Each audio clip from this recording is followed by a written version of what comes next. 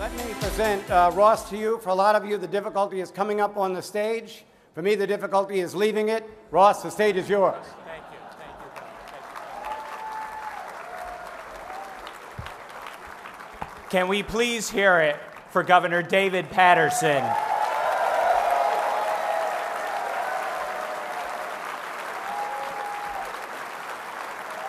When I arrived in Albany as a legislative staffer in 1997, I served under David Paterson when he was Senate Minority Leader.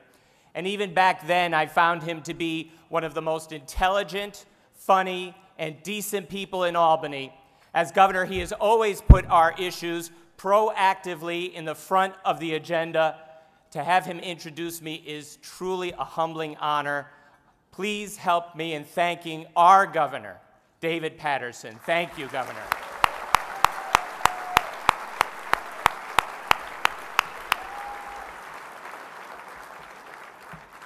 I am thrilled to be taking the stage tonight here at the Fall Dinner for the very first time as the Executive Director of the Empire State Pride Agenda. I am thrilled because it's an organization I love so deeply, because of how effective it is. I think one of the most effective organizations in the state and in the nation in playing the insider and outsider game to achieve equality and justice for the LGBT community. And that's not just boasting.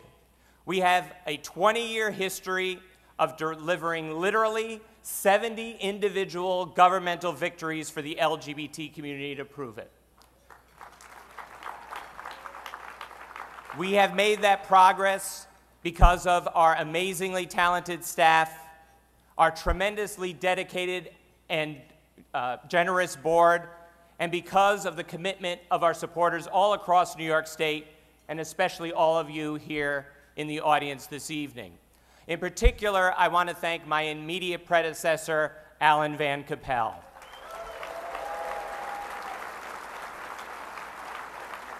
Alan had a vision.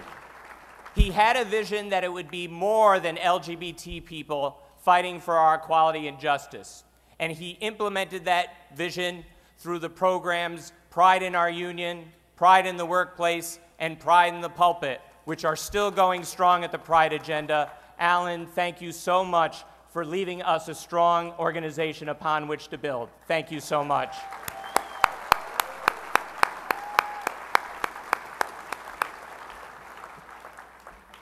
As thrilled as I am to be taking the reins of this organization, I'm also sobered to becoming ED at this pivotal time for our community. And I think this last legislative session typifies where we are. On one hand, we've had some of the most significant victories for our community. We delivered literally 5 laws, some of which we've been working on for a decade.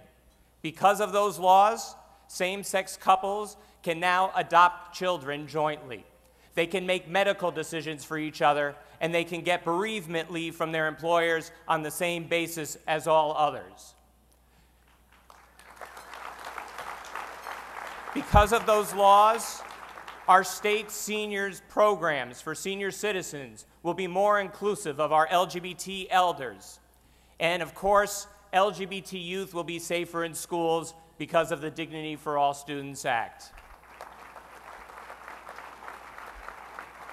As you heard, transgender employees in state employment are now protected from discrimination thanks to Governor Paterson's executive order. And LGBT people have access to health and human services thanks to, even in this tough economy, over $5 million of public funding that we have secured for LGBT community-based organizations all across New York State. So that's some pretty significant progress. But on the other hand, we saw our state's basic transgender civil rights bill stall in the Senate Judiciary Committee. And of course, we all remember the marriage defeat from last December. Let's not mince words. It was insulting, it was hurtful, and it was disgraceful to have our lives and our loves debated on the floor of the New York State Senate and have our representatives tell us that our love doesn't count that our families are not worthy of the protections that all others get, that we are somehow second-class citizens, history will record it as one of the most disgraceful days in the history of the New York State Legislature.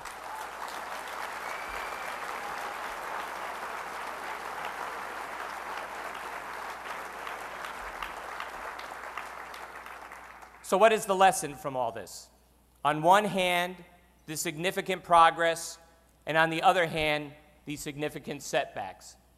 Well, it's the same lesson our community has learned for decades, that progress is never easy for us. Our victories will never be handed to us. We're always going to have to fight for them. But in good times and in bad, no matter what the political climate, we always make progress. No matter what obstacles we face, we fight on.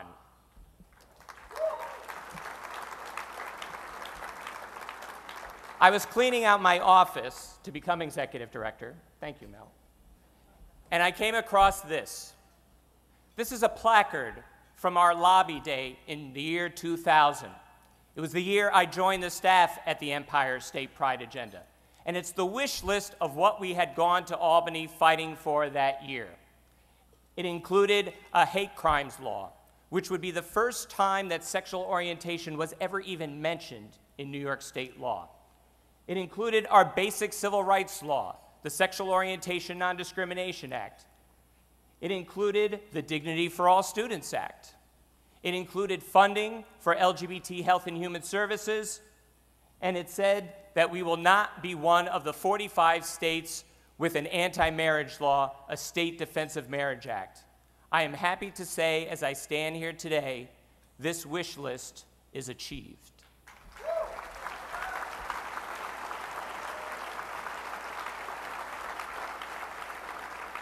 I also noted that at that time, we couldn't even imagine asking for marriage equality itself. The most we could fathom getting was stopping an anti-measure from happening here. That was just 10 years ago. These next few weeks and the elections contained within them are going to determine whether our current checklist takes 10 years or 1 year. The stakes couldn't be higher. Will we achieve the Gender Expression Non-Discrimination Act and a basic statewide transgender civil rights law? Will we have the right to marry the people we love? Will we make sure that our health and human services are fully supported by our state? These elections are going to decide. Now, we already know that 2 senators who voted no on marriage will be replaced by new senators who will vote yes the next time that measure comes for a vote.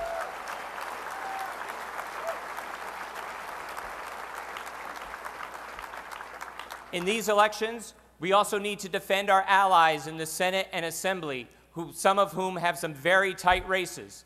And we have some significant opportunities to flip the Senate, to flip Senate seats, rather, that have been held by our opponents, but now can be replaced by supporters who have unequivocally stated their support for our issues.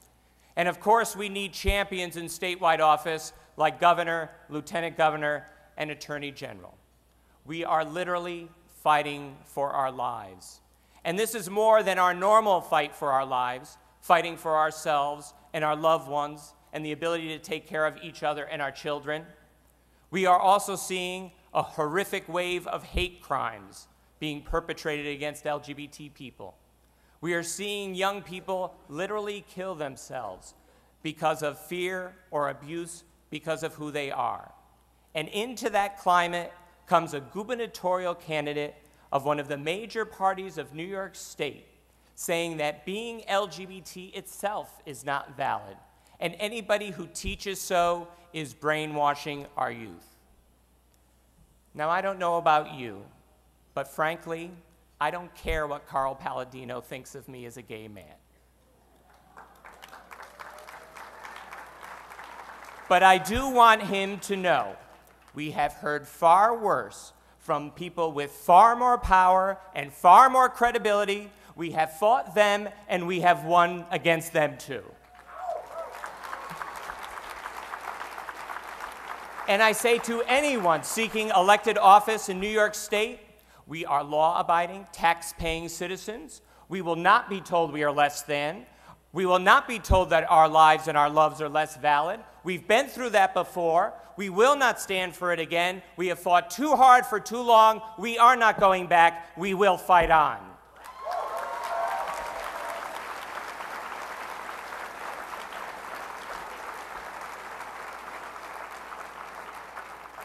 But how? How do we fight on and win? We will do it as we always have, by uniting as a strong movement. And I don't mean just a movement of LGBT people, but anyone who believes in LGBT equality and justice. It includes those 500 clergy and lay leaders from the Pride Agenda's Pride in Our Pulpit program who signed a letter in support of marriage equality and transgender civil rights. It includes our 2.1 million brothers and sisters in the labor union, part of unions that passed resolutions in support of marriage equality legislation and a transgender non-discrimination law. If we nurture and grow our strong movement, the next or last legislative win or loss in government will be only a means to an end. If we can unite through those things that would divide us, like race and class and gender and geography, then we cannot lose. I promise you, the Empire State Pride Agenda will keep fighting for that stronger movement. I thank you so much for allowing us to do this sacred work. And I ask you tonight to recommit to marching alongside us as we continue to fight on, not just for a freer state for LGBT people, but in fact, a more just, more free Empire State. Onward to justice. Thank you very much.